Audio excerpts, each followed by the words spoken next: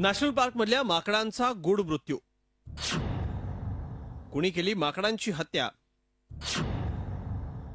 माकडांच्या हत्येचं गूढ उकळणार? काही महिन्यांपूर्वी बोरिवलीच्या नॅशनल पार्क मध्ये 9 माकडांचा मृत्यू झाला होता. या माकडांना विष देऊन ठार मारण्यात आलं असं नॅशनल पार्क प्रशासनाच्या अहवालात निष्पन्न झालंय. मात्र या माकडांना विष का देण्यात आलं याचं उत्तर अजून सापडलेलं नाही. कुणा मांत्रिकानं केली का या माकडांची हत्या? काळ्या जादूनं घेतला का या माकडांचा जीव? हे प्रश्न उपस्थित झालेत. कारण अलीकडेच नॅशनल पार्क मध्ये मॉर्निंग वॉक करणाऱ्यांना काही संशयास्पद बाबी आढळल्यात.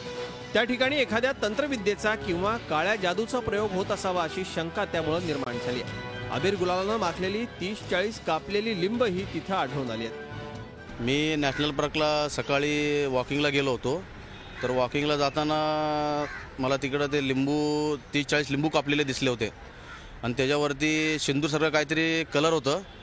तर मला काहीतरी डाऊट आला की हे तांत्रिक करून फेकलेलं आहे नाही आणि परत काळा जादूचा काहीतरी प्रकार आहे.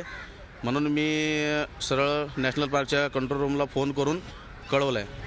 ही संशयास्पद लिंब आणि माकडांचा मृत्यू यात काही कनेक्शन आहे का हा संशोधनाचा विषय आहे. मात्र माकडांच्या मृत्यूनंतर याच जंगलात आणखी काही प्राण्यांची हत्या झाल्याचे उघड झालंय. त्यामुळे झी मीडियानंही आपली समांतर शोध मोहीम सुरू केली.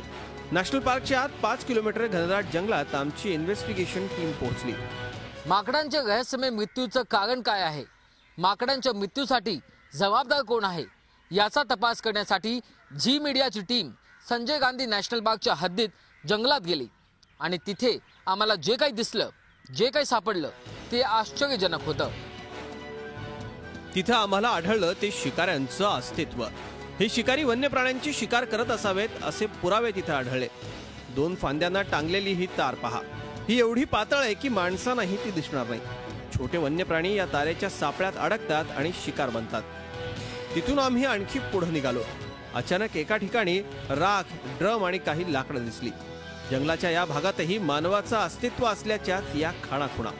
खरं तर ही आहे दारूची भट्टी. भट्टी गरम होती आणि त्यातून गरमागरम धूर निघत होता. माकडांच्या मृत्यूमागं या बेकायदा भट्टे असू शकतात अशी सूत्रांची माहिती यायचं.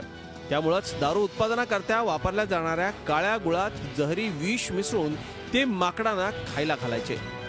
मग काही अंतरावर जाऊन त्या माकडांचा मृत्यू व्हायचा. घनघोर जंगलातल्या या मानवी घुसखोरीची माहिती आम्ही नॅशनल पार्कचे मुख्य वनसंरक्षक विकास गुप्ता यांना दिली तेव्हा संबंधितांवर कारवाईचं आश्वासन त्यांनी दिलं. देखिए, इस समय तक तो मेरे पास ऐसी कोई इन्फॉर्मेशन नहीं है. अभी आपने जो इन्फॉर्मेशन दी है हम निश्चित रूप से उसके ऊपर कार्रवाई करेंगे. जो आपने जो इन्फॉर्मेशन दी है मैं अभी उसको चेक करवाता हूँ वो नेशनल पार्क के अंदर है, कहाँ पे है, और अगर निश्चित अंदर हुई तो निश्चित रूप से उस पर एक्शन होगा.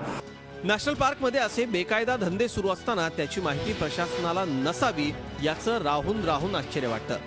वन अधिकाऱ्यांचं अभय असल्याशिवाय अशा बेकायदा दारूभट्ट्या जंगलात सुरू राहतील का? वन अधिकाऱ्यांच्या हातमिळवणीशिवाय हे कसं शक्य आहे? वन विभाग आता आपली कारवाई बेकायदा अड्ड्यांपुरती मर्यादित ठेवणार की निष्पाप वन्यजीवांच्या मृत्यूला जबाबदार वन खात्याच्या अधिकाऱ्यांवरही कारवाई करणार? राकेश त्रिवेदी, झी मीडिया, मुंबई. झी 24 तास रहा एक पाऊल पुढे.